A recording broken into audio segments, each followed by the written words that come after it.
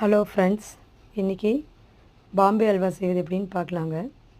இதுக்கு தேவையான பொருள் பார்த்திங்கன்னா, கார்ன்ஃப்ளவர் ஒரு கப் எடுத்துருக்கேங்க. அதே மாதிரி சுகர் பார்த்திங்கன்னா, இன்றைக்கி நான் அதே கப் அளவில் எடுத்து ஒரு 1½ கப் எடுத்து மெஷர் பண்ணி வச்சுருக்கேங்க.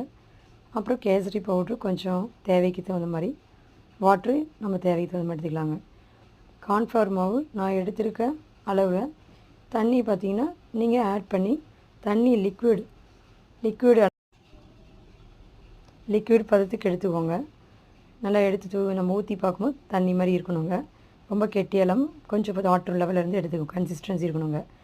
நெக்ஸ்ட்டு பார்த்திங்கன்னா சுகர் எடுத்து நம்ம வடை சட்டியில் ஊற்றி தண்ணி பார்த்திங்கன்னா நம்ம ஒரு 1½ டம்ளர் தண்ணி ஊற்றலாங்க. ஊற்றின உடனே சுகர் போட்ட உடனே தண்ணி ஊற்றி உடனே கிளறணுங்க. இல்லைன்னா சுகர் வந்து அடிப்பிடிச்ச மாதிரி ஆகிடுங்க. சுகர் வந்து நல்லா டிசால்வ் ஆகணுங்க, நல்லா கரையணும்.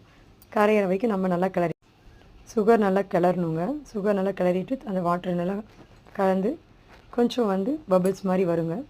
வர வரைக்கும் நல்லா கிளறினதுக்கப்புறம் நம்ம கலக்கி வச்சுருக்க அந்த கார்ன்ஃப்ளவரை வந்து எடுத்து இந்த சுகரில் நம்ம ஆட் பண்ணுவோங்க.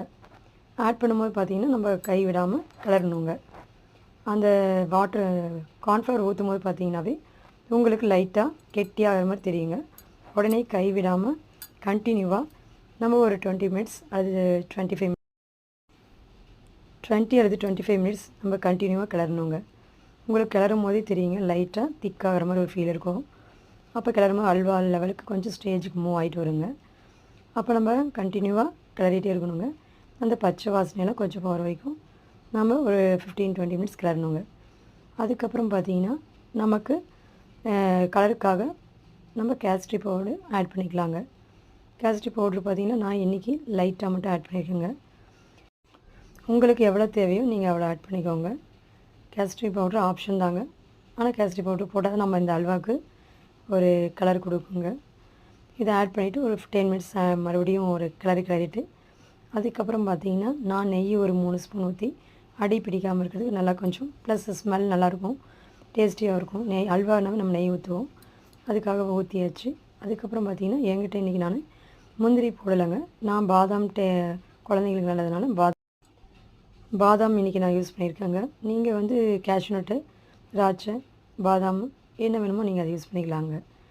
நெக்ஸ்ட் இது நல்லா ஒரு கிளறிவிட்டு அப்புறம் ஒரு பாத்திரத்தில் நெய் தடவி அது எல்லாத்தையும் இதில் நம்ம போட்டு விட்டு ஒரு 1 ஹவர்ஸ் நம்ம அப்படியே ஃப்ரீயாக வச்சிடணுங்க. அதுக்கப்புறம் 1 ஹவர் கழித்து நீங்கள் எடுத்து ஒரு பிளேட்டில் மாற்றி லேயர் மாதிரி ஒரு கட்டிங் போட்டு வச்சிங்கன்னா உங்களுக்கு அது சூப்பரான அல்வா ரெடி ஆயிருங்க. தேங்க்யூ.